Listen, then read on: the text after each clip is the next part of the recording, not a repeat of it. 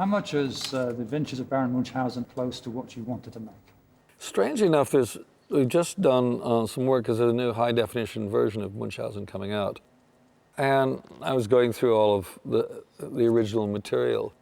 And the main difference is the moon sequence, where originally it was 2,000 people on the moon with their heads coming off. It was a huge Cecil B. DeMille spectacular, starring Sean Connery and everybody. It's 2 people on the moon. That's the main difference in the film. There's a couple other smaller scenes that are out. Other than that, it's pretty much what we set out to do. I think what intrigues me the most about that film is the moon sequence, because it was a product of the film budget going out of control and having no money to finish that sequence. And so we got very inventive, and so you see things like the buildings when they first sail into the moon, all these buildings are moving back and forth.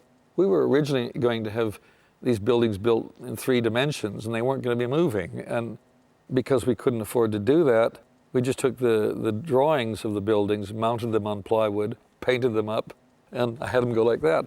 It's much more interesting than what we would have done.